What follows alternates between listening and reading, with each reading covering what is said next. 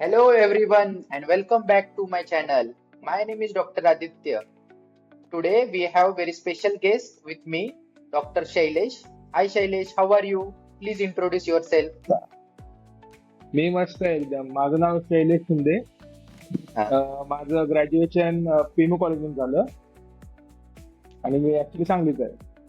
Okay okay Shailesh. तर मला सांग की तुझं FMG चा एक्सपिरियन्स कसा होता? किती मार्क पडले? कोणत्या अटेम्प्ट मध्ये पास झाला? माझा ऍक्च्युली हा फर्स्ट अटेम्प्ट होता आणि एक्सपिरियन्स होता, वर खालीच होता. ओके. तर थोडं म्हणजे हा. थोडं टेन्शन, थोडं चिल, सगळ्या वेळेनेच झालं. किती मार्क पडले तुला FMG मध्ये? एफएमजी मध्ये माझा स्कोर 201 आहे अरे वा, आणि मस्त मस्त. अ, मग आता इंटर्नशिप वगैरे कधी चालू होणार? इंटर्नशिप ऍक्च्युली आता माझं रिसेंटली एमएमसी ला रजिस्ट्रेशन झालंय, तर ओके 1 मंथ मी जॉईन करेन. ओके शैलेश. सो माझा पहिला क्वेश्चन हा आहे की तुझं FMG च जर्नी कशी होती? कसे अप अप अँड डाऊन्स किंवा कसे तुला एवढे चांगले मार्क पडण्यामध्ये तुला कसं हेल्प झालं सगळ्या गोष्टींमध्ये? ऍक्च्युली मी माझा स्टडी चालू केला होता थर्ड इयर पासून. मी मॅरेज सबस्क्रिप्शन घेतलेलं. तर माझ्या डोक्यात असं होतं की रशिया सोडून इंडियाला येताना कमीत कमी मेजर सब्जेक्ट 6 सब्जेक्ट तरी कम्प्लीट करणार मी, बरोबर जे की मी केले. मग बरोबर. घरी आलो तेव्हा असं वाटत होतं की अजून सुद्धा थोडंफार कमी पडेल, तर रिस्क हा नाही हा हा. घ्यायची म्हणून मी मिसचं सबस्क्रिप्शन घेतलं. Okay okay. तर त्यांचं सुद्धा गायडन्स चांगलं पडलं मला आणि शेवटच्या 6 महिन्यामध्ये थोडस कष्ट केलंच म्हणायचं. त्याच कष्टाला फळ बरोबर आहे आलं. बरोबर आहे. तर मला सांग, तुझा जो रिझल्ट आल्यानंतर तुझा जो जी फिलिंग होती ती कशी फिलिंग होती रिझल्ट पाहिल्यानंतर? ते शब्दात सांगणं इम्पॉसिबल वाटतं मला. बरोबर आहे बरोबर. म्हणजे मला ते असं आपण वाटतं की एक्सप्रेस. सगळ्यांनी हा एक्सपिरियन्स हा. केला पाहिजे. बरोबर बरोबर.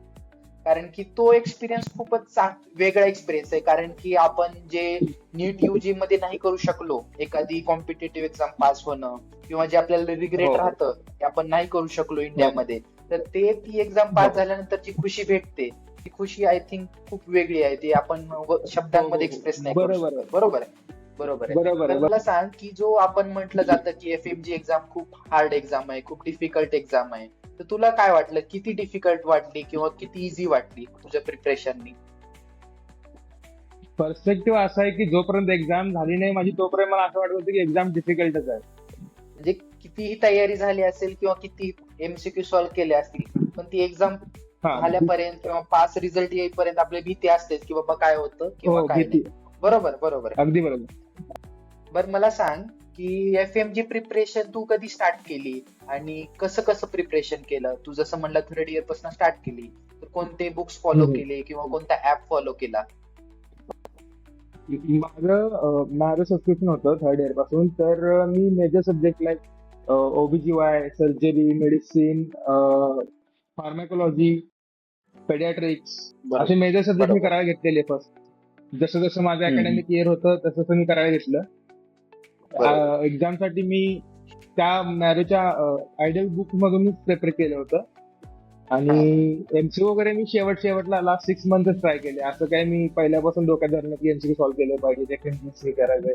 तर नॉलेज गेनिंग हे माझा फर्स्ट पॉईंट होता जोपर्यंत मी बरोबर. MBBS अकॅडमिक्स मध्ये होतो तेव्हा. मग हम्म. शेवट 6 महिने मला लाईव्ह क्लासेस जॉईन केले मिसचे. तर लाईव्ह क्लासेस त्यांचे अटेंड करून त्यांच्या शेड्यूलनुसार मी तयारी करायचो. तर त्यामध्ये MCQ सॉल्व्हिंग वगैरे असायचं, रिव्हिजन व्हिडिओज प्रेफर केले. परत शेवटला मी त्याची खूप बरोबर हेल्प झाली मला. बरोबर बरोबर. जसं की आपला MCQ चा विषयच निघाला आहे, तर काय वाटतं तुला की मुलांनी जे आता 6 मंथ मध्ये प्रिपरेशन करणार आहेत, तर त्यांनी किती MCQ दररोज सॉल्व्ह करायला पाहिजे? तू किती करत होता MCQ सॉल्व्ह? मी जेव्हा चालू केलं तेव्हा 100 MCQ करायचो. त्यात भरपूर चुकायचे माझे आणि नंतर मी हळूहळू त्याची लेवलअप करत गेलो 100 to 200. तर मी बर. नंतर असं जीटी जवळपास जीटी जेवढे हाफ जीटी असायचे ना आपली जनरली, म्हणजे 150 क्वेश्चन्स वगैरे असं नॉनस्टॉप बसून बरोबर. मी सॉल्व्ह करायचो. त्यामुळे ते एक मला कॉन्फिडन्स येऊन गेला की बाबा मी हाफ टाइम बसू शकतो व्यवस्थित. बरोबर बरोबर. नंतर नंतर म्हणजे जीटी वाढवले मी द्यायला. बरोबर आहे. म्हणजे तू एक वॉर्मअप मॅच सारखं तू प्रत्येक एक्झामला किंवा जीटी किंवा क्लास टेस्ट असायचे त्याला तू घेतलं आणि त्याने तुला प्रिपरेशन चांगलं बरोबर होत बरोबर गेलं.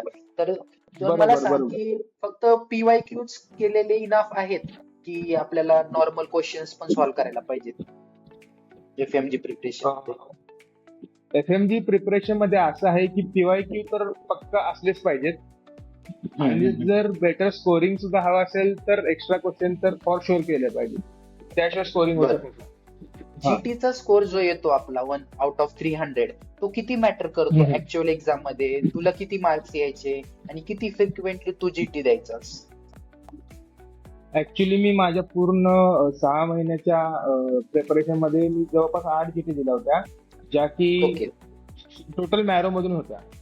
तर मी बरोबर जेव्हा बरोबर. प्रिपरेशन चालू केली तेव्हा फर्स्ट मंथ मध्ये मी जीटी दिली होती, जे की 8 सब्जेक्टवर दिली होती. तर त्यामध्ये मी लोएस्ट स्कोरला होतो, 140 असं वगैरे काहीतरी होतो.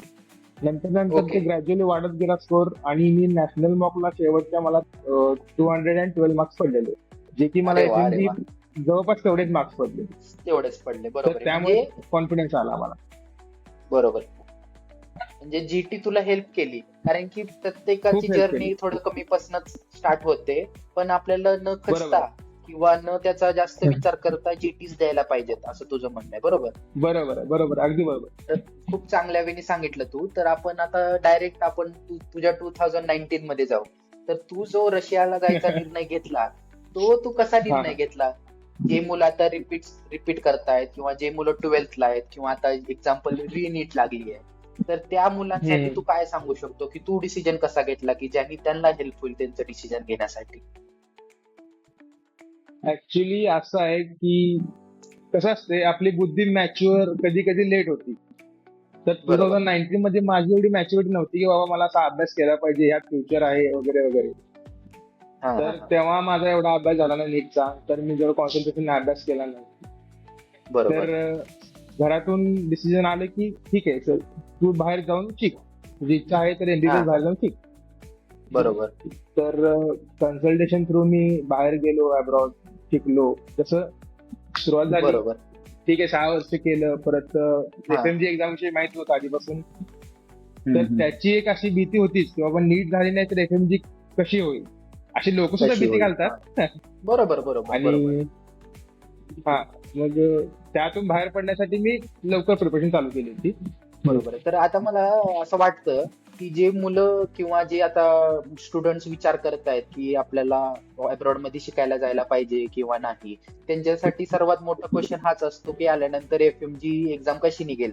तर मला वाटतं तू एक बरोबर चांगलं एक्झाम्पल आहेस की ज्याने की खूप लवकर स्टार्ट केलं एफएमजी प्रिपरेशन आणि इझिली पास झाला बरोबर पहिल्या टेस्ट, ते पण खूप चांगल्या मार्क्स. बरोबर. तर मला जेवढं माहितीये की तुला नीट यूजी मध्ये पण खूप चांगले मार्क होते. तर तरी तू कसं डिसिजन घेतलं रशियाला जाण्याचं? ऍक्च्युली मी रिपीटर आहे, नीट रिपीटर आहे. फर्स्ट अटेम्प्टला मला काही इतके खास मार्क्स नव्हते. सेकंडला पण ओके. एवढे मार्क्स नव्हते की मला एमबीबीएस कॉलेज भेटून जाईल गव्हर्नमेंट हा मध्ये. हा ऑफकोर्स. हा हा हा, तर हा अब्रॉडचा डिसिजन मला थोडासा असा वाटला की ठीक आहे, तिथे ट्राय करू शकतो. बरोबर. तर तुला काय वाटतं मग हा डिसिजन कसा होता? चांगला होता की तू आणखी रिपीट करून इकडेच ट्राय करायला पाहिजे होतं? काय वाटतं तुला? रिपीट करणं आता तर माझ्या डोक्यात असं आहे की रिपीट करण्यात काय अर्थ नाही. जर तुम्ही 1 वर्ष तेच इकडे येऊन शिकला अब्रॉडला आणि एफएमजी क्लिअर केली, तर तुम्ही सुद्धा ऍज सेम डॉक्टरच सेम ऍज तुम्ही इक्वेलेंट टू आयएमजी. बरोबर. तर मला सांग की तू रशियाचं युनिव्हर्सिटी चूज करताना कोणत्या गोष्टींचा विचार केला होता? की आता तू जसं की प्रिवोल्स्की मध्ये शिकला, जसं मी पण तिकडे शिकलो, आपण सोबतच होतो. तर तू काय हो विचार सर. करून प्रिवोल्स्कीला चूज केलं? प्रिवोल्स्की कॉलेज चूज केलं याचं कारण म्हणजे एक तर बजेट फ्रेंडली कॉलेज होतं आणि असे तुमच्यासारखे सिनियर सुद्धा होते ज्यांनी की आम्हाला हेल्प केली फर्स्ट इयर पासूनच. Okay okay. त्यामुळे असं काय ह्याची खूप गरज असते फर्स्ट इयर पासून हेल्पिंग बरोबर सिनियर असले ना. हे तर मी बघून जावा म्हणतो की सिनियर पाहिजे, दुसरं काही नाही. बरोबर बरोबर, बाकी तेव्हा सगळं आपल्या होऊन जातं ओळखीचे व्यवस्थित. असायलाच पाहिजे. हो हो बरोबर आहे. हो हो कारण की बाहेरच्या देशामध्ये जिकडे आपले मम्मी पप्पा नाहीत सोबत, तिकडे आपले फ्रेंड्स हा, किंवा मग हे सिनियरच सिनियर, आपली हा हेल्प करू बरोबर. शकतात. येस येस येस, बरोबर. शुअर, बरोबर आहे. तर तुझं रशियाचं पहिलं इम्प्रेशन कसं होतं? रशिया असो, मॉस्को किंवा मग निझनी नोव्होगोरोडचं पहिलं इम्प्रेशन कसं होतं? ऍक्च्युली भीती होती मनात की बाबा असं बाहेर जाऊन शिकणे वगैरे वगैरे. वरून ओके. कुकिंग वगैरे आपल्याला काही हे आपल्या ह्याच्यात कधी येत केलं नव्हती. नाही आपण. बरोबर. हा, तर कधीच याची केलं सुद्धा नाही. भीती होती, पण हे वेळेनुसार शिकत गेलो आम्ही. बरोबर. तर मग मला सांग की कुकिंग किंवा तिथे अडॅप्ट होणं हे किती अवघड गेलं तुला? की इझी गेलं? काय वाटतं तुला? ऍक्च्युली फर्स्ट इयर थोडस वाटलं की होऊ शकणार नाही, पण जसं जसं हम्म. सेकंड इयर थर्ड इयर होत गेलं तसं तसं थोडस ह्यात प्रो होत गेलो असं म्हणा. असं तर म्हणायला काय हरकत नाही. बरोबर सगळं बरोबर. शिकत गेलो, हो तर शिकत गेलो. हम्म, बरोबर. तर आता तू तिकडे ऍडमिशन घेतलं, तर त्याच्यानंतर सगळ्यात हम्म. महत्वाची गोष्ट आहे की तिकडे टीचिंग कशी आहे, तिकडे टीचिंगची लँग्वेज काय आहे, किंवा मग तिकडे क्लिनिकल एक्सपोजर कसं आहे. तर याविषयी तू काय काय सांगू शकतो आपल्या ऑडियन्सला? टीचिंग तर माझं पूर्णपणे इंग्लिशमध्ये होतं. सगळे टीचर्स एकदम लिनियंट आहेत, इंग्लिश बोलतात. असं नाही की तिथे लँग्वेज बॅरियरचा काही इश्यू येतो लर्निंग मध्ये तरी. राहिली ओके. गोष्ट, हे रशियन लँग्वेज ही शिकावी लागते, कारण तुम्हाला पेशंटशी इंटरॅक्ट करायचं आहे, जे की खूप इम्पॉर्टंट आहे डॉक्टरच्या लाईफ. इम्पॉर्टंट. बरोबर बरोबर. हा, तर ते सुद्धा शिकणं काही एवढं अवघड नाही. तुम्ही रेग्युलर जर रशियन बोलत असाल बाहेर वगैरे किंवा असं डे टू डे लाईफ मध्ये, तर रशियन शिकणं काही एवढे अवघड नाही असं मला वाटतं. बरोबर. तर ऍक्च्युली थर्ड इयर पासून आम्हाला पेशंट एक्सपोजर भेटत गेला, पेशंटचं इंटरॅक्शन वाढत गेलं. Third year to sixth year, third year पासूनच आम्हाला पेशंटवर फिजिकल एक्झामिनेशन करायला देत होते, व्हायटल्स घेणे, हिस्ट्री घेणे वगैरे वगैरे. सिक्स्थ इयरला तर आम्हाला एक्झामसाठी ऍक्च्युली डायरेक्ट पेशंट दिला होता. तुम्ही पेशंटशी इंटरॅक्शन करा, हिस्ट्री घ्या, आणि पेशंट बरोबर. तुम्ही तुमच्या हिशोबाने डायग्नोस करा. त्याच्यावर आम्हाला एक्झामचे मार्क्स डिपेंड होते जनरल मेडिसिनच्या सब्जेक्टसाठी. बरोबर. हा, तर असं काही इश्यू नाही की बाबा पेशंट क्लिनिकल एक्सपोजर नाही भेटत किंवा असं काही आहे. ही जी लोकांच्या मनात बरोबर. अफवा आहे की बाहेर गेले की की एक्सपोजर भेटत भेटत नाही वगैरे वगैरे. तिकडे मला सांग की जशी काय आपल्या रशियन मध्ये एक टीचिंग कल्चर आहे, की कंट्रोल्स असतात किंवा मग त्याच्यानंतर जे मेन एक्झाम असतात, तर त्या कंट्रोल्स एक्झाम मध्ये तू कसं अभ्यास करायचास किंवा कसे मार्क्स पडायचे? आउट ऑफ 5 3 मार्क्स हे पासिंग मार्क आहे, 4 5 हे बेस्ट चांगले मार्क आहेत. तर तुला कसे मार्क पडायचे आणि तू त्याचं प्रिपरेशन कसं करायचा कंट्रोलच्या टाइमला? प्रिपरेशन तर फर्स्टला मला एवढं माहित नव्हतं. थर्ड इयर पर्यंत तर मी एक्झामच्या आदल्या दिवशी ऍज आयडियल तसंच एक्झामच्या आदल्या दिवशी अभ्यास करून तर एक्झाम द्यायचो. तर नंतर बरोबर. नंतर समजलं की थोडंसं आधीपासून जर स्टडी ठेवला तर नॉलेज अजून सुद्धा गेन होऊ शकतं. प्लस ते आमच्या आपल्या कॉलेजमधून टीचर सुद्धा व्यवस्थित शिकवतात, तर ते सुद्धा एक्स्ट्रा नॉलेज आणि ते थोडंसं पाया भक्कम व्हायचं. तर असं बरोबर. वाटायचं की आधीपासून जर स्टडी केला तर एक्झाम मध्ये मार्क्स चांगले यायचे. तर शेवटला मला एक्झामला मार्क्स चांगले आले. फर्स्ट टू बरोबर. थर्ड इयर थोडे प्री क्लिनिकल सब्जेक्ट मध्ये मला थोडेसे मार्क्स कमी होते. क्लिनिकल मध्ये चांगले मार्क्स होते मला. तर आपण आता तिकडच्या फूड आणि वेदर बद्दल बोलू. तर तुला काय वाटतं की जसं तिकडे -15 पर्यंत वेदर आहे किंवा मग समर मध्ये -30 पण +30 पण असतं, तर तू काय सांगू शकतो वेदर मध्ये की तुला अडॅप्ट होण्यासाठी तिकडे काय युजफुल झालं? जॅकेट्स असू, शूज असू, तर याबद्दल काय सांगू शकतो? Actually Indians are made for adapt at every condition everywhere. तर बरोबर बरोबर. मला तर काय असा इश्यू आला नाही की एवढी पण थंडी, असं पण काय नाही, बेरेबल असते थंडी. तर रेग्युलर जे नीड्स आहेत, जे शूज किंवा जॅकेट्स, हे रेग्युलर नीड्स जर तुम्ही व्यवस्थित यूज केले तर काही हरकत नाही. बरोबर. आणि फूड बद्दल काय सांगू शकतो? इंडियन फूड तिकडे Food- अवेलेबल आहे किंवा तुम्ही कुक करायचे तर कसं कुक करायचे? तिथे इंडियन सगळं फूड अवेलेबल होते, सगळे फळभाज्या भेटतात, नाही असं नाही, डाळी भेटतात सगळ्या, बेस्ट मध्ये चिकन भेटतं तिथे. ओके. त्यामुळे काही जेवणात सुद्धा आम्हाला इश्यू आला नाही. जर कुकिंग पहिल्यापासून शिकून गेलं तर खूपच बेटर आहे. नाहीतर तुम्ही करिक्युलर रेग्युलर अकॅडमिक मध्ये शिकून जातो, काही इश्यू नाही. बरोबर बरोबर. ओके. हा. तर कुकिंग पण टेन्शन नाही, फूड पण टेन्शन नाही, अभ्यास पण टेन्शन नाही. आय थिंक तुला कोणत्याच गोष्टीचं टेन्शन नव्हतं. पण तर मला सांग की हॉस्टेल बद्दल काय सांगू शकतो? तिकडे इंडियन स्टुडंट साठी हॉस्टेल कसे अवेलेबल आहेत? किती रूम्सचे अवेलेबल आहेत आणि त्यामध्ये फॅसिलिटी कशा असतात? ऍक्च्युली मी ज्या हॉस्टेलमध्ये राहिलो तिथे फक्त इंडियन स्टुडंट्स होते. तर एक फ्लोअर गर्ल्स फ्लोअर होता, एक फ्लोअर बॉईज फ्लोअर होता. तर आम्ही जवळपास 20 सिनियर राहिलेलो होतो. आमचे एक 1 इयर सिनियर होते, जसे की तुम्ही होते. तर हो. आम्हाला असं काय वाटलं नाही की बाबा एकटं पडलोय, घरापासून लांब आहे. आम्ही मस्त मजा करायचो. सिनियर सुद्धा हेल्पफुल होते भरपूर. त्यामुळे घरची कधी आठवण आली नाही याची खास करून. आणि असं आम्ही एक फॅमिली म्हणून राहायचो. हॉस्टेल म्हणजे असं बरोबर. फॅमिली टाईपच झालं होतं आम्हाला.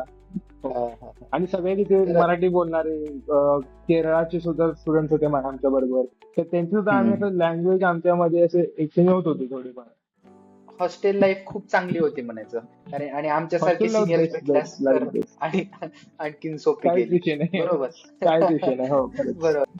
तर हो. मला सांग की आता जे मुलं आता जे थर्ड, फोर्थ किंवा फिफ्थ इयरला आहेत किंवा सिक्स्थ इयरला आहेत, तर ते प्रिपरेशन करत असतील, तर त्यांना एक तू काय सांगू शकतो की त्यांनी कसं प्रिपरेशन करायला पाहिजे किंवा कसे क्लासेस अटेम्प्ट करायला पाहिजे किंवा क्लास अटेम्प्ट करताना कोणत्या गोष्टींना जास्त महत्व द्यायला पाहिजे?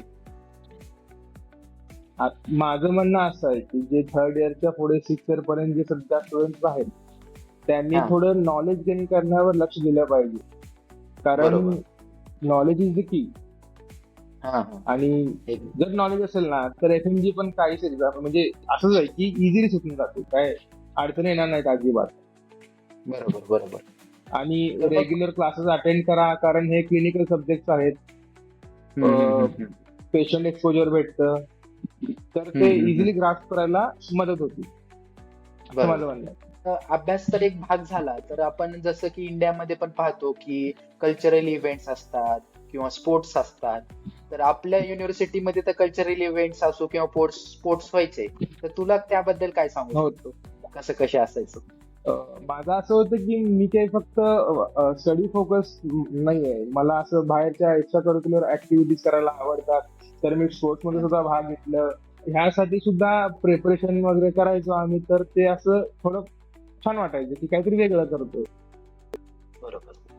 तर तर मला वाटतं की शैलेशने खूप चांगल्या वेळी खूप त्याच्या मनातल्या गोष्टी सांगितलेल्या आहेत. So thank you so much Shailesh, doctor Shailesh finally. आणि तुझ्या फ्युचरसाठी बेस्ट ऑफ लक. थँक्यू. काही काही फ्युचर थँक्यू मध्ये सो मच. लागले तर तुझे सिनियर्स आहेत इकडे. हो येस. हो हो थँक्यू नक्की. हो. Thank you thank you thank you so much Shailesh. Thank you. Best of luck.